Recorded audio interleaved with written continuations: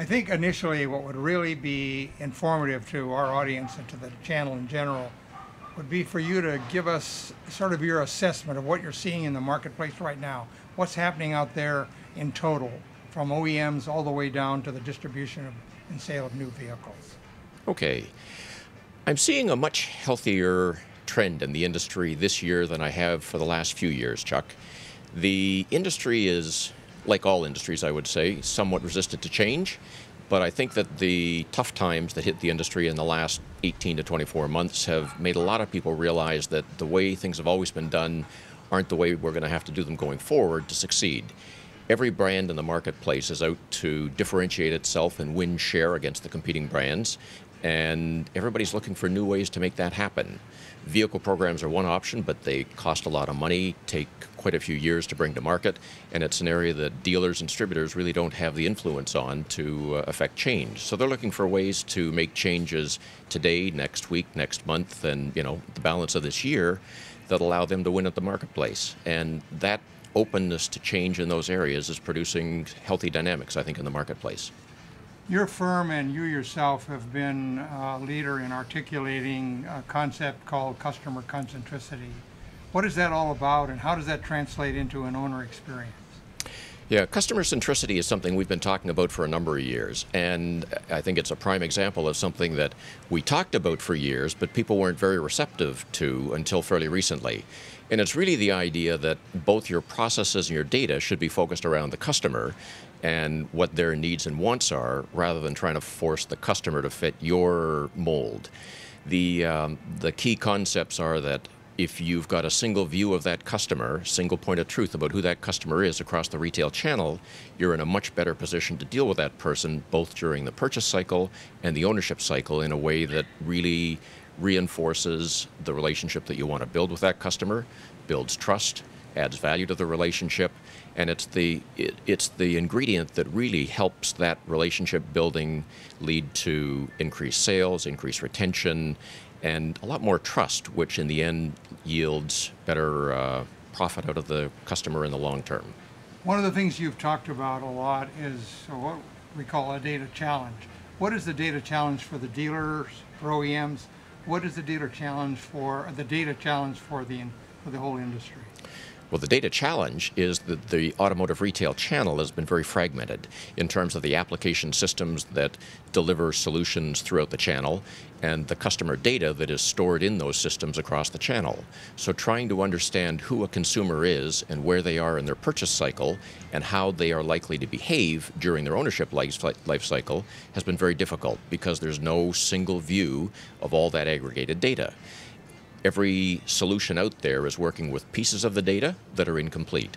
So you really can't fault the systems, therefore, for coming up with solutions that are not necessarily well targeted to the needs, wants, and desires of the consumer. This question is a little like asking about the meaning of life, but I wonder if you could characterize as the current or the emerging way in which automobiles are being marketed in not only this country but in the world. What has changed as a consequence of the economy and all the things you've just described? One of the things that's changing is an increased understanding of the importance of that ownership experience in the whole marketing process and an increased presence for digital in that ownership experience. So many years ago, the ownership experience was totally centered around visiting the dealership, either for the purchase process or for the service visits that followed down the line.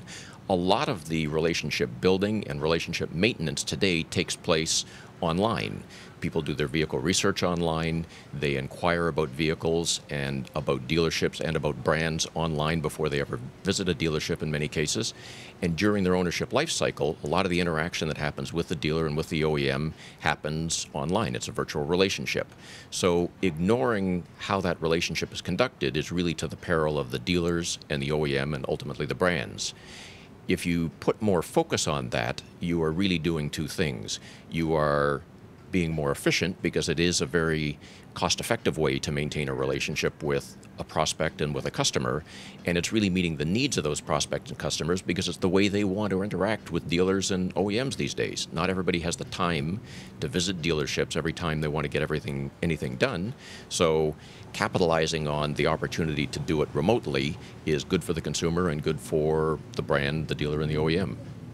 One of the things that we seem to have been, you've been touching on, maybe might have been characterized as behavioral marketing, but going beyond that, can you talk a little bit about, back to the data challenge, back to the acquisition of data, to really have a history of a given prospect or a client sufficient that when they show up and look for a new vehicle, we can recognize them?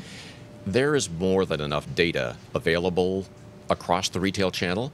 The problem historically has been that it's totally fragmented. Some of it lives in the OEM systems, some of it lives in the dealer system where the purchase was made, some of it lives in the dealer system where service has been done, so it's totally fragmented. It's not a matter of collecting more data, it's a matter of getting your arms around all the data that exists, consolidating it, cleaning it so that you're getting rid of the duplicates and correcting for things like address, and getting a single view, a single point of truth of who that person is.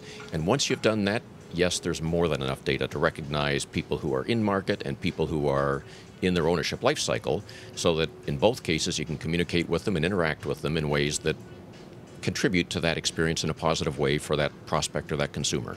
You have an opportunity to throw away this answer, but does this mean that this is the end of lead generation, all of this focus that the industry has had on lead generation all these years? Lead generation? No.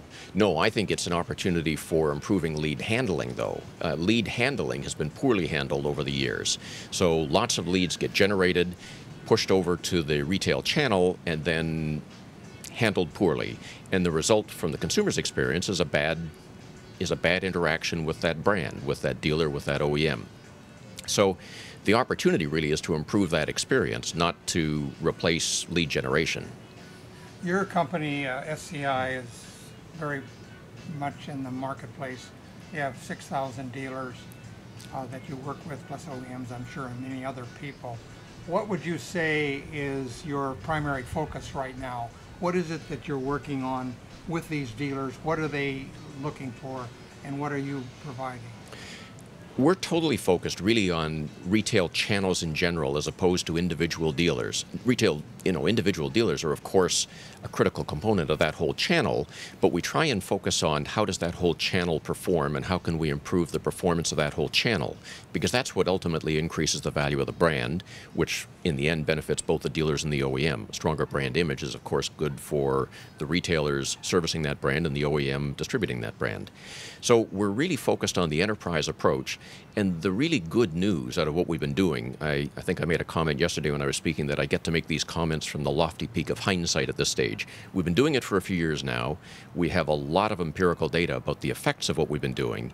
And the good news is that done right, you can affect very meaningful change in the areas of new customer acquisition, so sales, and retention, and customer satisfaction by doing these things right. What is the the hottest trend or issue or capability or technology out there right now that you're seeing? Is it social media? What is it? Social media gets more press than any other technology right now or any other trend right now, but in terms of what's actually having dollars spent on it and being focused on from a resource allocation point of view in the channel, I think what we've been talking about is what's the hottest trend out there right now. People are recognizing that doing this well is a very meaningful contributor to improving sales and retention in the retail channel. So it's getting a lot of attention. It's not that it wasn't recognized in the past, but I would say that it wasn't possible to implement in a cost-effective, timely manner in the past, and now it is. Now there are solutions, like the solutions we offer, frankly, that are capable of helping entire retail channels get their arms around that data, understand that data, do all the things that you want to do with that data, condition it, put it through hygiene, make it, segment it so it's usable, and drive much better interactions with prospects and customers out of that data. And that's becoming, I would say, the area of focus right now in the retail channel improvement area. To conclude, Chris, we always like to have people like you see if you can provide counsel or advice or a series of management actions that a dealer principal ought to be taking right now to capitalize on the market where we are overall. What would that be if you were to give some advice or counsel or focus to the general management of the dealerships of this country? I think that the best advice for the dealers is to look for ways to work with their OEMs on these programs. When you're looking at the digital world, there's no way for dealers to do it independently, effectively in the marketplace. It has to be a coordinated effort between the dealers and the OEMs and often the regions.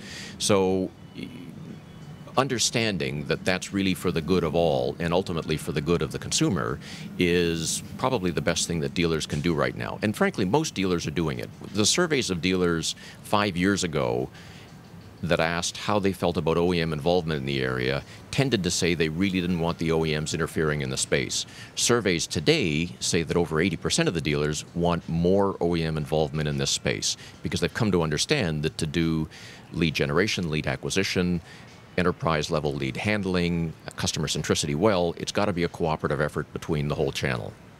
Last question. If you were to describe what your company is all about, what SCI does, how would you do that in 60 seconds? SCI really is a thought leader in this space of customer centricity and retail process enablement that delivers. We are based in Canada and the US. We have customers, OEM and dealer customers in Canada and the US. And we are focused really on not only the education process that goes into helping the dealers and the OEMs understand the benefits that can be derived from doing this well, but then the enablement of that in the retail channel, of these processes in the retail channel. We've got the technology to deliver the solutions, and we've got the process understanding to help the OEMs and the dealers through the implementation and acceptance of these processes into their retail channel functioning. Because if you don't address both, it's not going to work. The idea of putting the processes in place without the right technology will fail, and technology on its own really doesn't accomplish anything. You need the technology paired with the processes, but if you do those two together, as I mentioned, I think earlier, the empirical evidence is that the results that are delivered, both at the dealer level and the OEM level, and for the customer, are pretty dramatic.